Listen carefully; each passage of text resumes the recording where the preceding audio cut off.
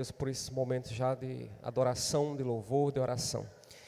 Irmãos, nessa noite nós gostaríamos de meditar com os irmãos acerca de um tema, que é uma doutrina, né? Por mais que a gente já tenha escutado, já tenha ouvido, mas é bom a gente relembrar os nossos fundamentos, relembrar as nossas bases. E eu queria meditar com os irmãos sobre o ministério da reconciliação, que está em 2 Coríntios, capítulo 5, versos 18 a 21. 2 Coríntios, capítulo 5, versos 18 ao 21. Ministério da reconciliação. E nós louvamos a Deus, porque estamos aqui nessa noite. A gente vai ouvindo os pedidos de oração, as dificuldades dos irmãos, das famílias, dos problemas, das adversidades. Mas uma coisa é certa, irmãos, nós temos a grande bênção na nossa vida de estarmos reconciliados com Deus em Cristo Jesus, o que nos permite estar exatamente aqui nesse momento, se dirigindo a Ele abertamente, livremente, podendo ter esse relacionamento maravilhoso com o nosso Deus e podermos colocar a nossa vida diante dele. Então, 2 Coríntios, capítulo 5, 18 ao 21, diz assim o texto: Ora, tudo provém de Deus, que nos reconciliou consigo mesmo por meio de Cristo, e nos deu o ministério da reconciliação, a saber que Deus estava em Cristo, reconciliando consigo o mundo, não imputando aos homens as suas transgressões, e nos confiou a palavra da reconciliação. De sorte que somos embaixadores em nome de Cristo, como se Deus exortasse por nosso intermédio. Em nome de Cristo, pois, rogamos que vos reconcilieis com Deus.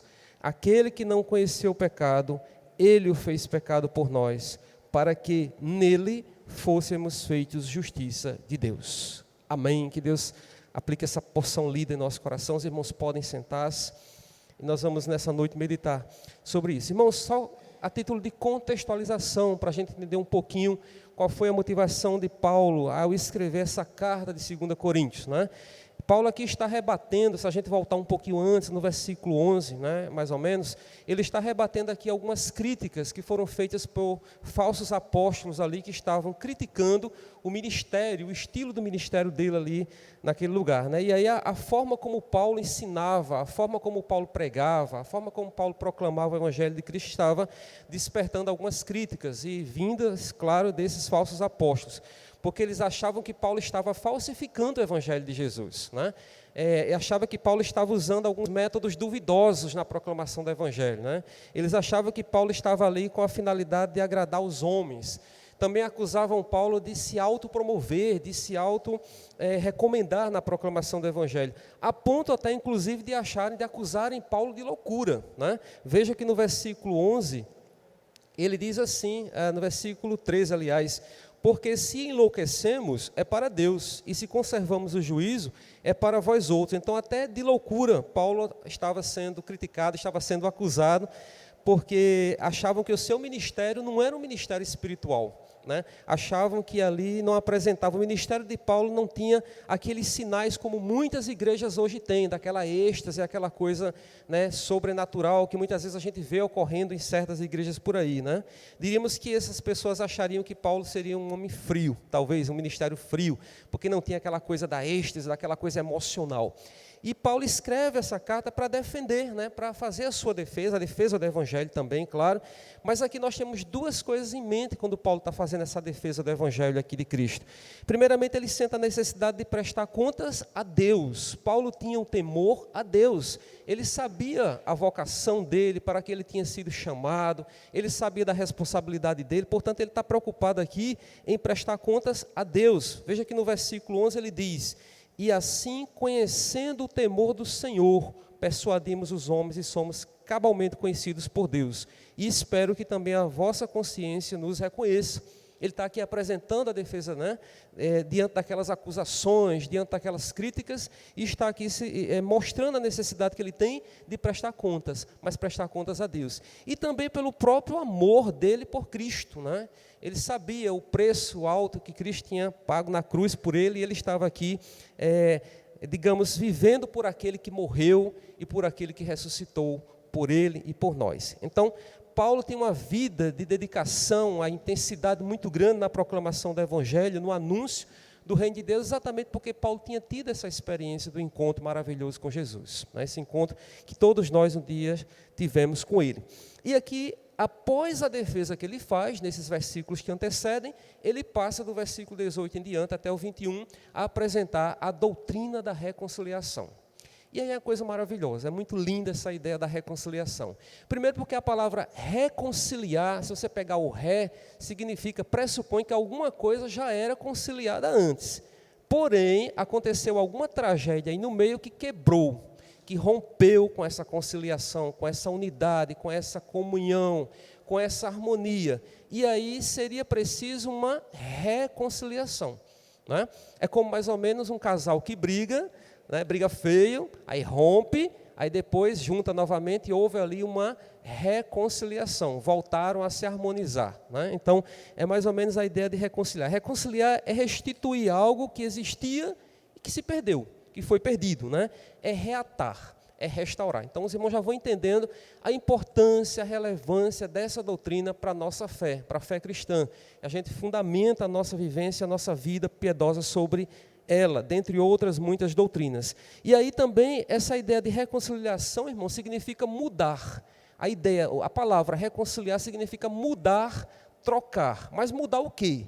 E trocar o quê? Trocar inimizade por amizade. E é assim como nós estávamos antes de Cristo Jesus. Nós estávamos num processo de inimizade contra Deus. Ou seja, nós não éramos amigos de Deus, né? Já parou para pensar nisso, né?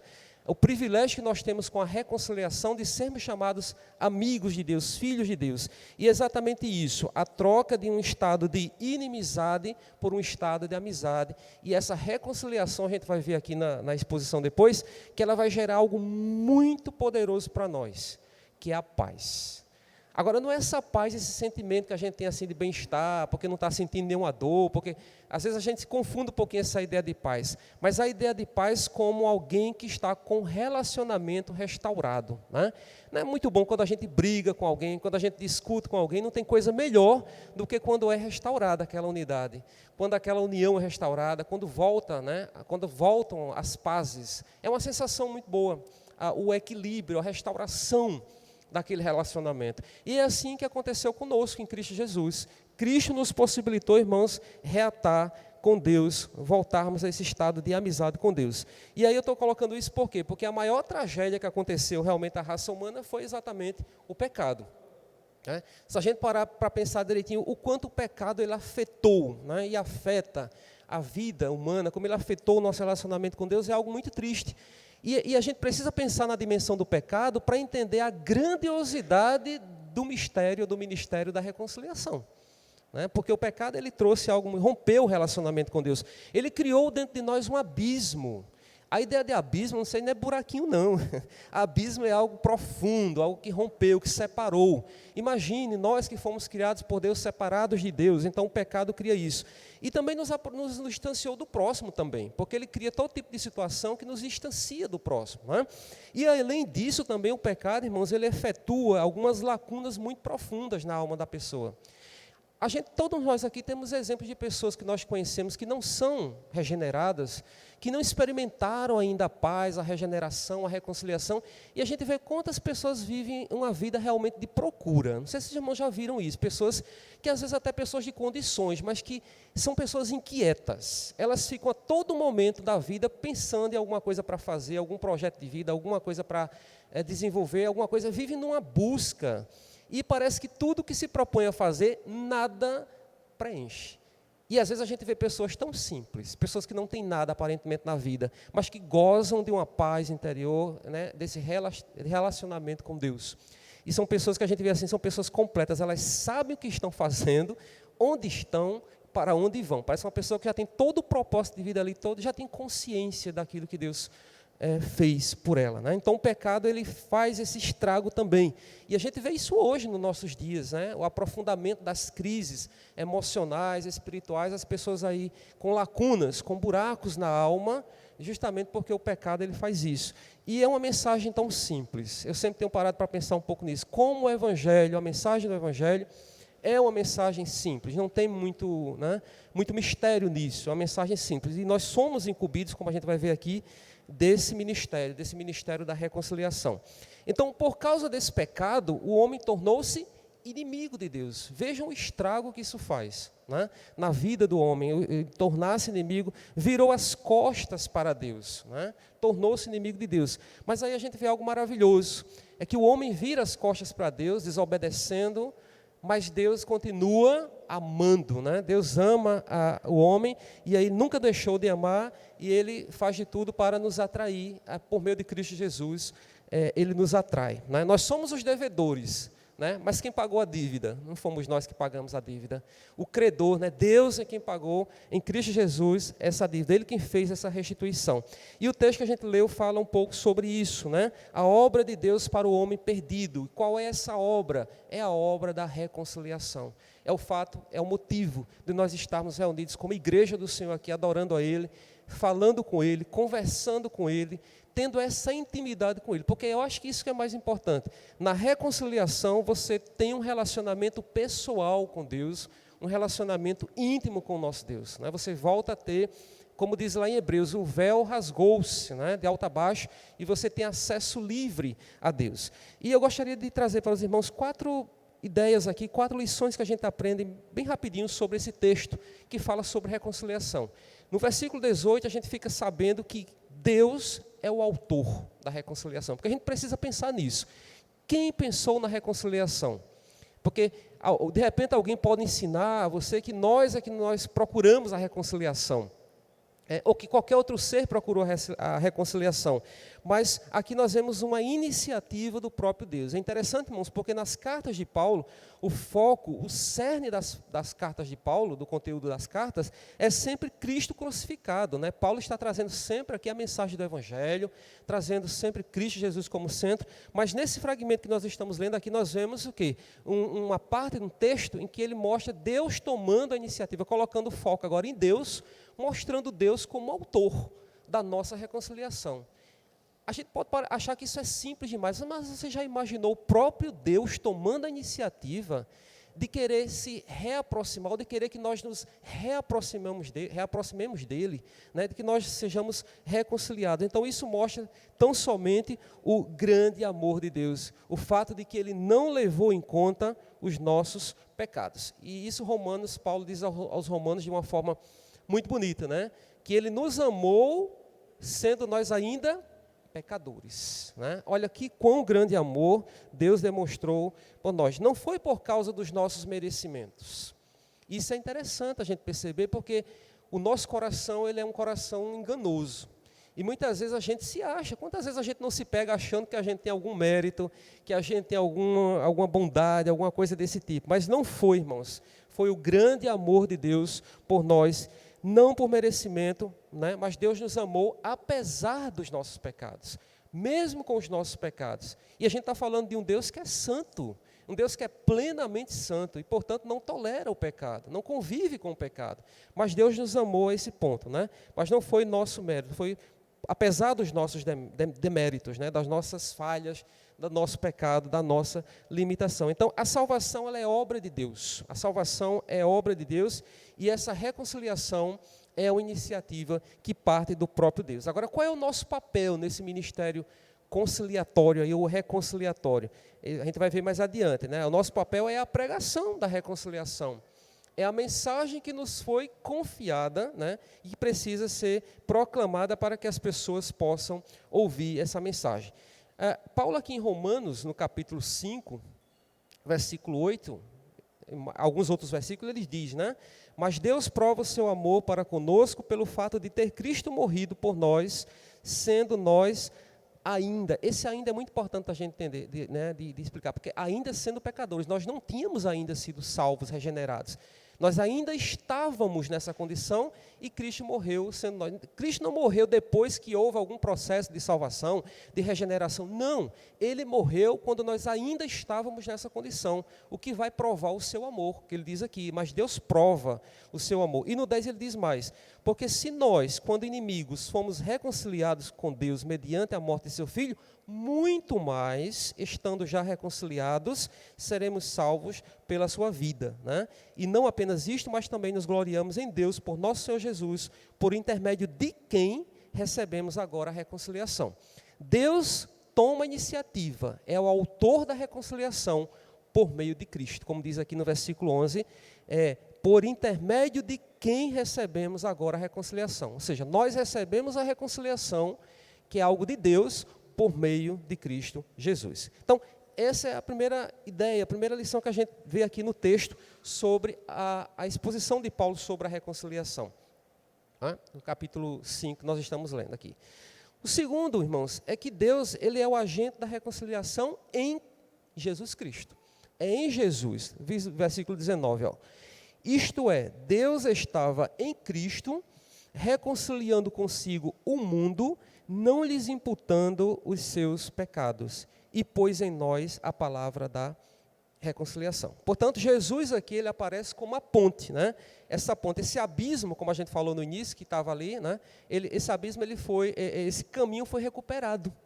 Porque uma vez que o homem peca, né, nós nos afastamos da presença de Deus, há um abismo, e aí não há mais como se aproximar. Mas Cristo se coloca exatamente nesse lugar, como essa ponte que nos liga a Deus.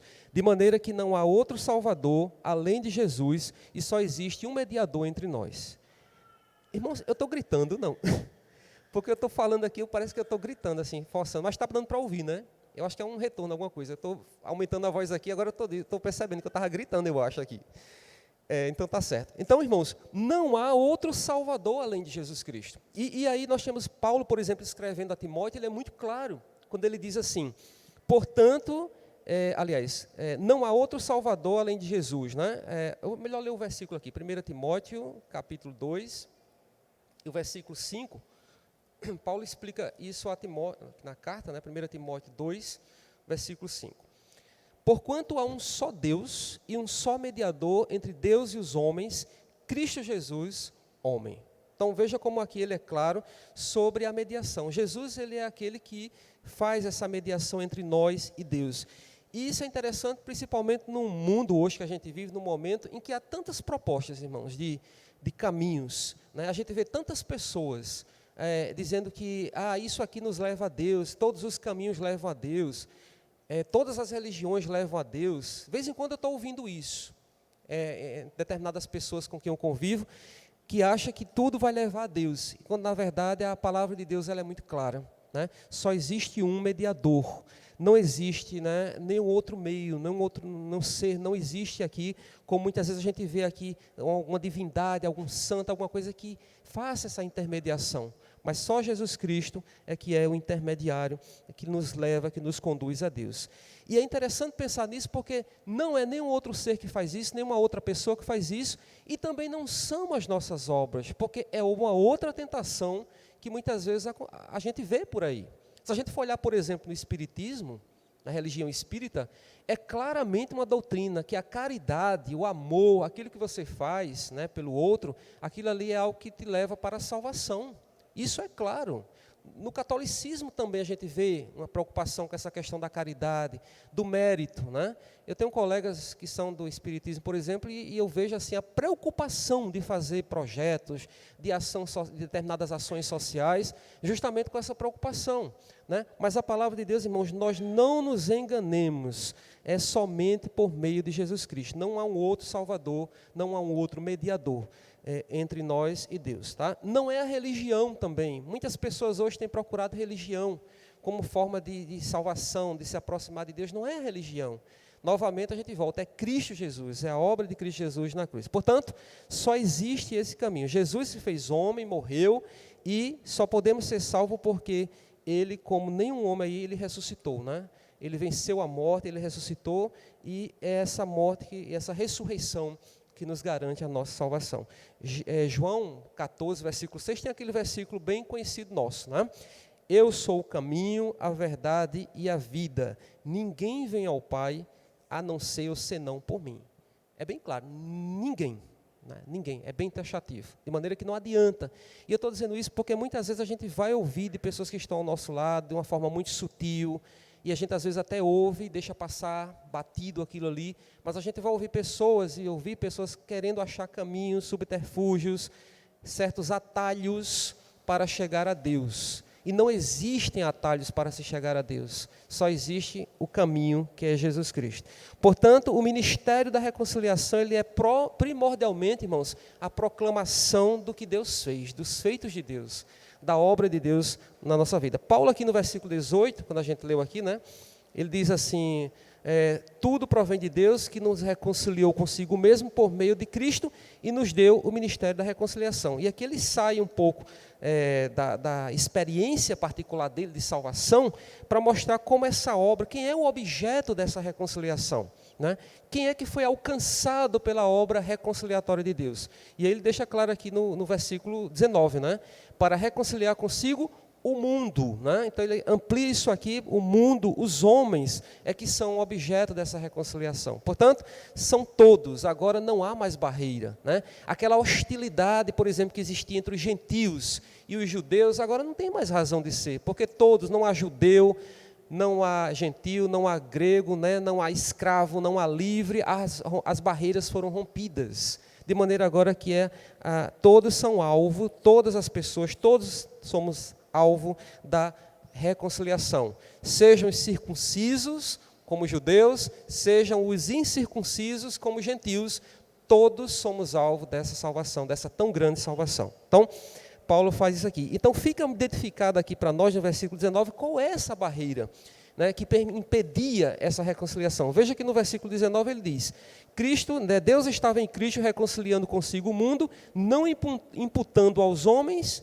as suas transgressões. Então, as transgressões que constituem essa barreira alienadora que separa o homem de Deus, né, e até os próprios homens dos homens, como a gente vê essa separação entre gentio, entre judeu, entre escravo, entre livre e assim por diante. Portanto, irmãos, a obra da reconciliação consiste exatamente na remoção, retirada, né, dessa barreira que é a transgressão. E é isso, inclusive, que ele fala depois aqui no versículo 21, a base dele, né? Aquele que não conheceu o pecado, ele o fez pecado por nós. O próprio Cristo se fez pecado por nós, né? E ele termina aí o versículo 19, né? A gente passando já para a terceira lição, é que ele nos confiou a palavra da reconciliação.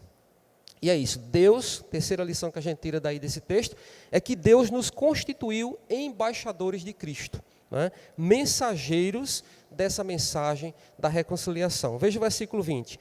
De sorte que somos embaixadores em nome de Cristo, como se Deus exortasse por nosso intermédio. Em nome de Cristo, pois, rogamos que vos reconcilieis com Deus, né?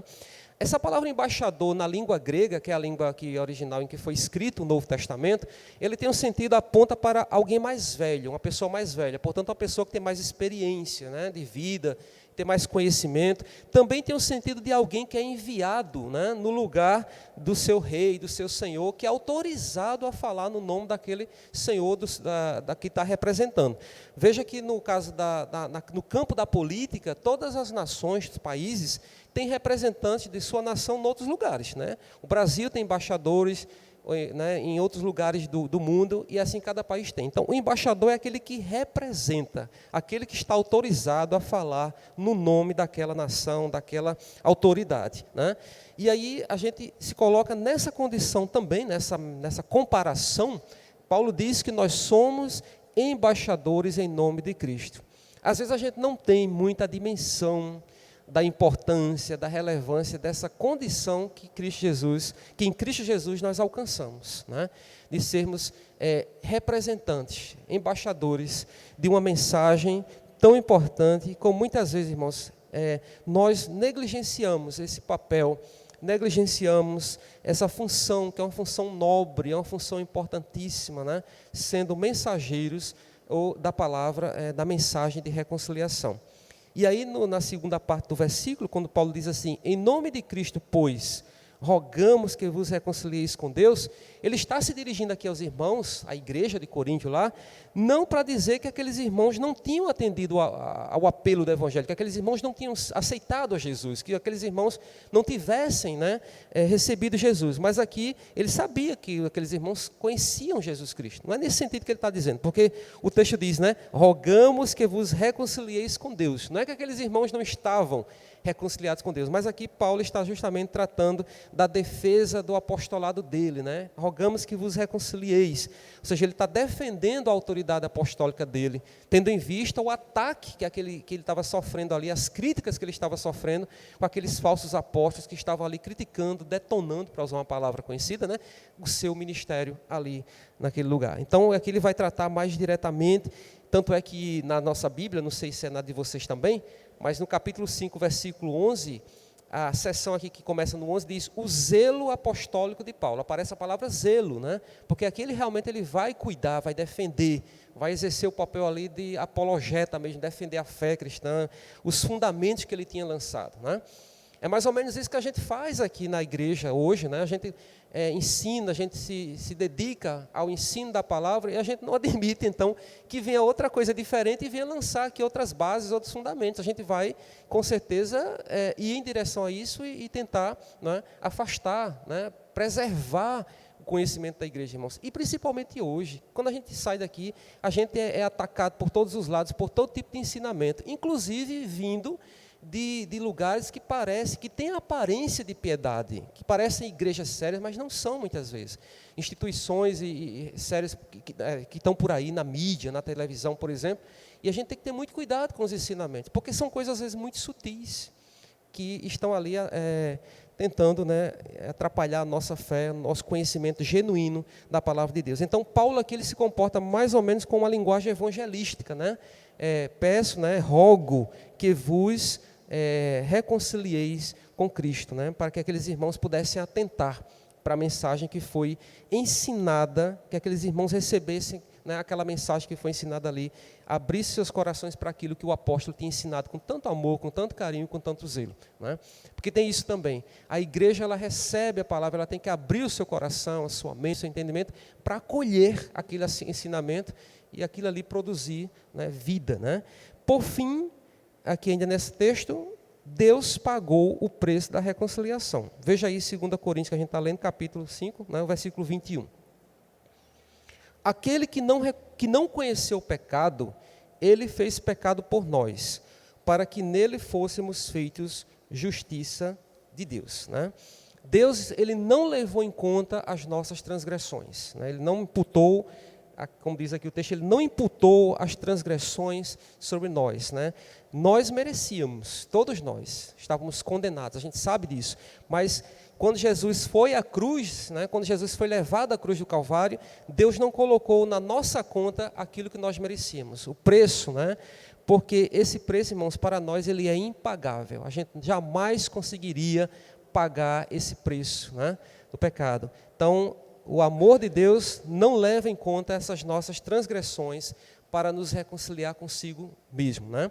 E também quando Jesus vai à cruz, Deus colocou os pecados sobre ele. É sobre Jesus que recai o preço, né? Que cai o pecado, né? Diz aqui que Deus fez Jesus pecado por nós. Está aí no versículo 21. Aquele que não conheceu o pecado, né? Nosso Cristo, ele o fez pecado por nós, né? Então, a gente olha para a cruz, irmãos, a gente não tem como pensar em outra coisa a não ser o amor de Deus. A cruz de Cristo é o resultado do amor de Deus por nós, né? Por isso que Paulo diz, né, o amor de Deus nos constrange. Quando a gente começa a mastigar, a pensar, a demorar mais tempo pensando no amor de Deus e nem quem nós somos, quando você olha para o seu dia como hoje e vê tantos pensamentos que passaram pela sua cabeça e pela minha hoje, tantas palavras que a gente disse hoje, que a gente não gostaria de dizer, tantos comportamentos que nós tivemos hoje, que a gente não gosta, num diazinho só, né? Aí que a gente para e diz assim, misericórdia, Deus, eu sou um imprestável mesmo, né? Graças a Deus pela misericórdia de Deus, pelo amor de Deus, pela reconciliação, porque Ele não levou nada disso, esse meu pensamento de hoje, né, aquilo que eu estou fazendo, Ele não considerou. É claro, irmãos, que nós estamos aqui numa luta terrível contra o pecado, né? Eu até, às vezes, pastor, eu penso sobre essa questão da luta, é Deus quem nos renova, mas às vezes é tão cansativo, acho que todos nós experimentamos isso, tem hora que a gente se desgasta, porque às vezes a gente está indo bem, e às vezes aí tem hora que, né, vem o acidente, né, e na nossa luta, né, a gente não queria magoar, a gente não queria dizer alguma coisa, a gente não queria pensar em alguma coisa, e está ali, como Paulo diz, o bem que eu quero fazer, esse eu não faço, mas o mal está ali, né, a nossa inclinação, né? Então, é uma luta nossa todos os dias para estarmos mais próximos de Jesus, para termos mais o caráter de Cristo, né, em nossas vidas. É uma luta que a gente vai ter, irmãos, até o dia em que nós tivermos esse corpo velho aqui glorificado, porque enquanto estivermos aqui estamos assim. Mas é isso que eu queria mostrar, que a reconciliação é um ato grandioso de amor, porque sendo assim, Deus nos amou e Deus nos deu Jesus. Então, Deus, o que eu acho interessante é que Deus ele foi além disso. Ele não só nos amou, mas Ele colocou em nossa conta a perfeita justiça. Ele olhou para nós e olha para nós, e agora Ele não vê mais, em Cristo Jesus, por meio de Cristo, Ele não vê mais esse pecado. Ele vê agora a justiça perfeita ali, concretizada por Jesus, né? De tal maneira que agora não pesa sobre nós essa condenação. Olha o que é que ele diz aí em Romanos 8:1, Paulo, né? Portanto, agora nenhuma condenação há para os que estão em Cristo Jesus, né? Então Deus ele nos cobre com a justiça do seu Filho, de maneira que nós não temos mais condenação. Deus não vê pecado, Ele vê a justiça, né, dele em nós, sem a condenação. Veja o que ele diz aí também em Colossenses, no capítulo 2, versículos 13 e 14, né, ele está novamente aqui, a igreja de Colossenses, advertindo sobre os falsos ensinos. E ele vai falar sobre a divindade de Cristo aqui, sobre a obra redentora de Cristo, e ele diz assim para aqueles irmãos, Colossenses 2, 13 e 14, e a vós outros que estáveis mortos pelas vossas transgressões e pela incircuncisão da vossa carne, o que é que ele fez? Ele vos deu vida juntamente com ele, e fez mais o que com isso? Perdoando todos os nossos delitos. Aí o 14 que é brilhante, ele diz, tendo cancelado o escrito de dívida que era contra nós e que constava de ordenanças, o qual nos era prejudicial. O que é que ele fez? Removeu esse escrito inteiramente e cravou na cruz. É muito bonita essa imagem de Jesus rasgando lá, né, o escrito, a dívida, aquilo que havia, e é muito simbólico isso, crava na cruz ali do Calvário, de maneira que agora Deus faz um julgamento favorável a nós, recusando-se a imputar sobre nós os pecados, porque Cristo, ele fez cumpriu a missão dele. Então, irmãos, finalizando, qual é o resultado dessa obra grandiosa da reconciliação? É aquilo que eu tinha começado no início, é a paz, né? É a paz, e o que é essa paz? A paz não é só essa sensação de bem-estar, mas a paz é o inverso da inimizade. Agora nós não somos mais inimigos, nós somos amigos. A paz, irmãos, significa agora que nós não temos mais essa hostilidade com Deus, né? Não existe mais essa relação hostil. A ira de Deus não mais nos ameaça. Essa é a ideia de paz que vem no coração. A ira dele foi removida, né? Foi retirada, né? Então, é esse relacionamento que nós temos com Deus, que nós somos agora amigos de Deus, não somos mais inimigos. E isso acontece tanto nesse plano vertical da nossa relação com Deus, como nesse plano horizontal da nossa relação com o outro, no sentido de que agora desfez-se, né? Não há mais aquela hostilidade, aquela briga, aquela arenga entre judeus e gentios, e isso é um efeito da reconciliação. Então, finalizando a nossa reflexão, para nós que já fomos alcançados pela obra de reconciliação, nós precisamos cada dia mais nos alegrar, né, no Senhor, agradecer ao Senhor porque nós agora somos membros da família de Deus, nós somos ovelhas agora, né, de Jesus, somos membros desse corpo de Cristo agora, né, e também nós somos parte desse povo remido e lavado no sangue do Cordeiro, no sangue de Jesus. E um dia nós estaremos reunidos com Ele, né, com Cristo para todos sempre. Então nós que somos alcançados pelo ministério da reconciliação, o motivo é nossa alegria.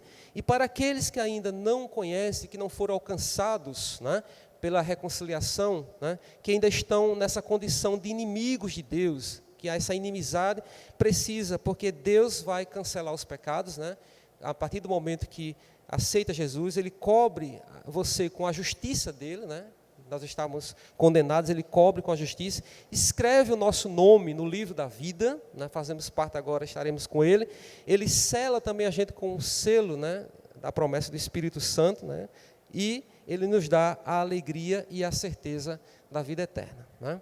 Então que Ele, Jesus Cristo, né, que o Espírito Santo de Deus nos ajude a cada dia a entender, né, e a compreender cada vez mais o ministério da reconciliação, aquilo que Cristo fez por nós e que muitas vezes nós, nossos perrengues, nas nossas lutas, nas nossas muitas atividades, no nosso ativismo, a gente acaba deixando essas doutrinas básicas assim meio de lado, mas são elas, né, que fundamentam a nossa existência aqui, né, e que proporciona a nossa esperança, que alimenta a nossa esperança de estarmos com Cristo, né? A fé, o amor, né, a reconciliação em Cristo Jesus, que tudo isso que faz parte da nossa base, que nós não podemos perder de vista, né?